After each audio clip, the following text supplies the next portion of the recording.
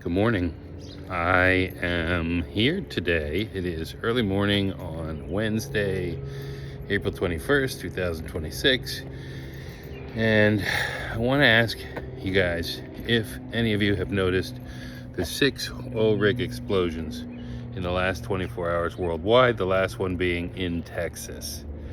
Have you ever heard of the term false flag?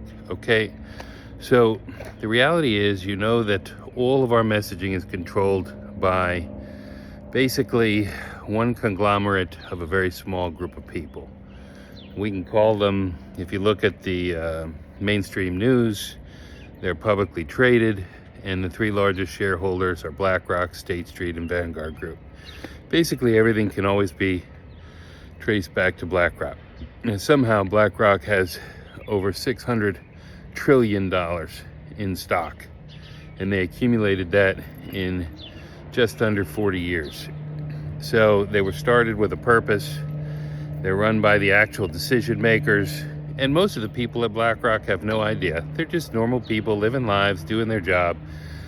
But those who cultivate culture and decisions and policy, those are the people we're talking about right now. So when you see 6 oil rigs explode worldwide, that's obviously done for a reason. It wants to push our opinion in a specific direction, perhaps about energy. There's an energy crisis. We all need to be afraid. Therefore, we should hate Trump. The question always is, for me, who benefits if I believe this? If I hear something on the news, who benefits if I believe what they tell me? Who benefits the most? And it's not always obvious, but some of you guys are pretty smart. I would fully expect you to follow this rabbit hole. It doesn't take that much pause, but the wisdom is always in the pause, as I've told you guys before. The wisdom is in the pause. So if I pause and I see, okay, well, the Straits of Hormuz are closed, and I see Trump is not controllable by the global elites in BlackRock, so all the messaging has to be that he's hated, he's a tyrant, he's a king.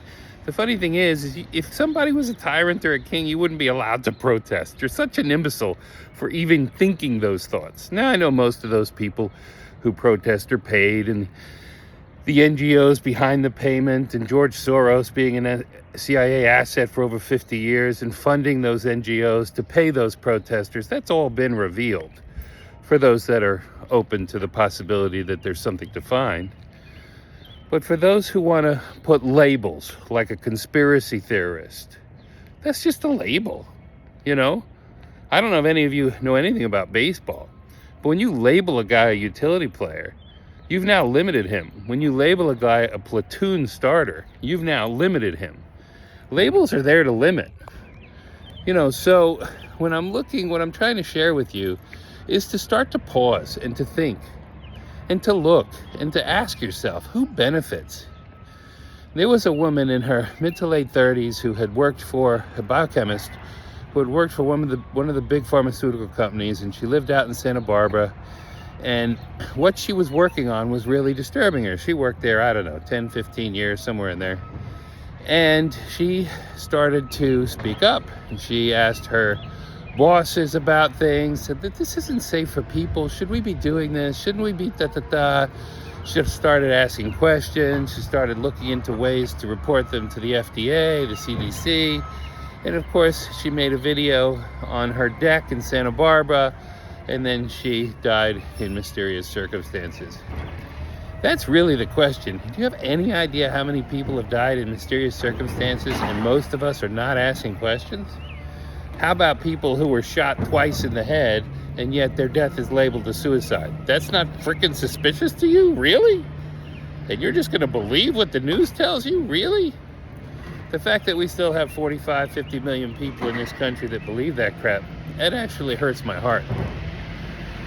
The thing that they're afraid of the most is 80 million of us setting down our differences and working together, like what is happening in Ireland right now.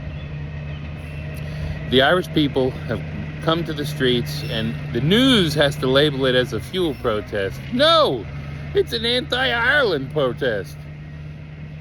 there is a, what do you call it?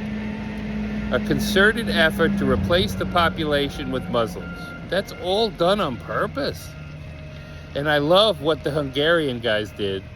One of Viktor Orban, former prime minister's longtime friends, defected to the other side, took the money from the global elites, agreed to open the doors to immigration, and as soon as, Orban knew that they would steal the election.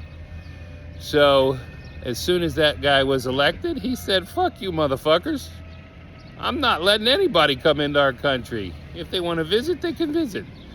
If they want to get a visa, they can get a visa. If they want to live a life and contribute and learn our language and our culture, they can do so. But just to bring in immigrants like they've done in England and the United States and Germany and France and, Spain and most of Europe, yeah, fuck off. I love it. Tell those global elites to go fuck themselves. I'm right here if you want to come get me. You've already tried once, NSA.